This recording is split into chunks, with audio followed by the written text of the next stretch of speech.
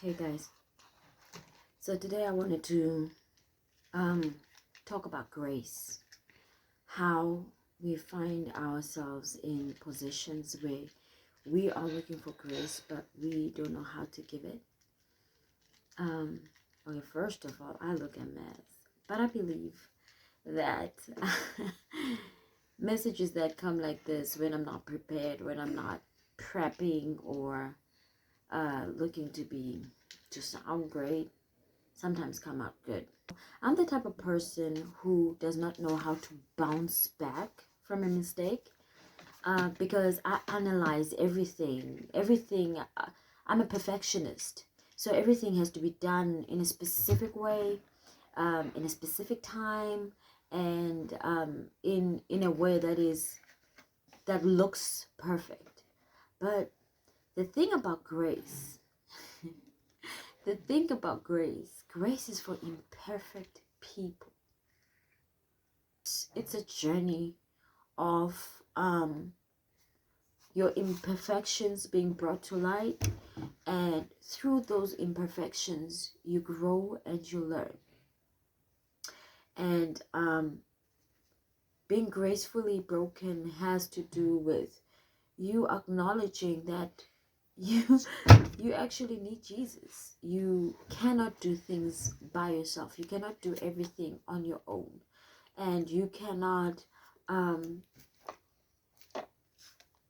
achieve everything by yourself. And when this happened, it was a situation where something happened and I cried to God about it at that time, and then he answers me. And when he fights for me in public. Something I went to him in private, I cried about in private, but then he goes and confirms and sets it straight in public. And then I ruin it all. I didn't totally ruin it, but I went ahead and be like, okay, my God fights for me. See, I told you I'm God's favorite daughter type of attitude. And after that happened, it didn't make me feel good. I think I spent the whole afternoon crying because of my reaction. It didn't feel good because I know I'm better than that. And when we go out acting like we are better than others, putting these titles like when God answers your prayer, you're like, yeah, I'm God's favorite. It puts that whole thing of the others are not good enough for God, or they could never receive the same grace you receive. But the grace that he gives is sufficient for everybody. It's enough for everybody. And I never saw it this way until it happened to me yesterday, and it didn't feel good. And when you're walking with God, Holy Spirit corrects you every way. And when Holy Spirit convicts you of something, it is that Holy Spirit wants to help you so that you can be a better version of yourself, or a better example for the people that he's preparing you for. Because if we think that we are more anointed or more whatever or more chosen than the others, no, we're not. Let me give you an example. There are different people who go through different things. There's one person who goes through or maybe her parents were murdered. This is number one person. The second person, they were mugged and shot at. The third person, they were physically abused, the worst way that you can think of. And the fourth person, they were rejected by and got divorced or left by their partner. You see, this is 4 different people who went through 4 different traumatic incidents. And then there's this one person who went through all of these incidents. Now, this person is not better than this 4 people, but this person is better equipped than them, because when you single them out, they went through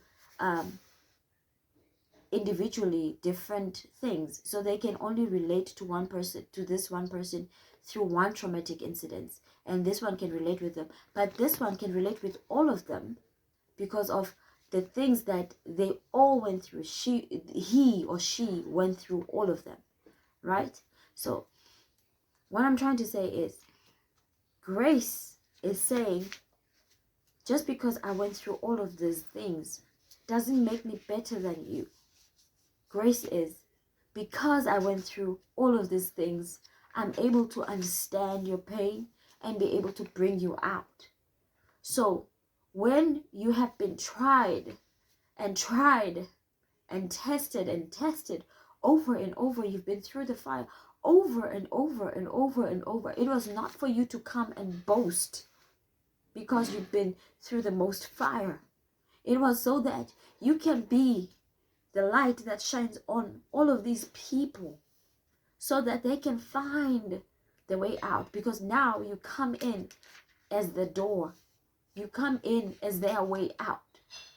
You didn't go through all of these 4 things for yourself. You went through so that you can show that by grace you went through all of that. It is by grace the process happened. It is by grace you are where you are. So don't act out of boastfulness. People react differently. Some are bitter when they've gone through all of this, and they are in no ways help to these people because they're still bitter and holding on to pain. But those things that happen to you are not meant to keep you in bitterness. They are meant to give you freedom, so that the people who've gone through what you've gone through can find freedom through you. I'm basing this today on Isaiah 61, verse 1 to 3. Okay, it says, Isaiah 61, verse 1 until 3. The Spirit of the Sovereign Lord is on me, because the Lord has anointed me to preach good news to the poor. So, he says to preach good news to the poor. And he has sent me to bind up the brokenhearted. Let me just finish reading here. He has sent me to bind up the brokenhearted, to proclaim freedom for the captives, and release from darkness for the prisoners, to proclaim the year of the Lord's favor and the day of vengeance of our God, to comfort all who mourn and provide for those who grieve in Zion, to bestow on them a crown of beauty instead of ashes, the oil of gladness instead of mourning, and a garment of praise instead of a spirit of despair. They will be called oaks of righteousness, a planting of the Lord, for the display of his splendor. Now, I want us to understand something, that we go through things for other people. It is not about what you go through when you go through it. It is about you coming out on the other side. And the most important is, the product on the other side should not have any, and I mean any, residue of boastfulness. Because if I'm boastful in what I've been through, then the person that I'm trying to help is not going to get the help that they need. If I'm like, girl, you don't know, like what you're saying right now is nothing, I've been through worse than that. What we go through is not for us to boast about, but what we go through, is for the other people, to be able to draw people who are stuck in a situation or stuck in a place. What we go through is so that we can be the door for the people who are going through what we went through, and show them the way. It's so that we can be that door to our children and the children that come after them, to the children that are not yet even born, to be the ones to say, you know what, I went through that, I'm going to shut that door for good. No one I know should ever go through that, because I went through it. So I'm here to stop it from happening. I'm here to stop it from happening. This is why I went through what I went through.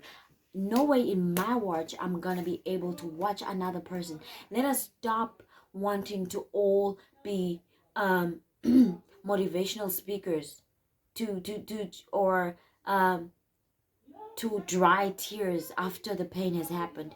Let us come and be those people who are gonna say, before it even happens, I'm gonna close this door, I'm gonna shut this door, and I'm gonna shut it for good. Let us be those people.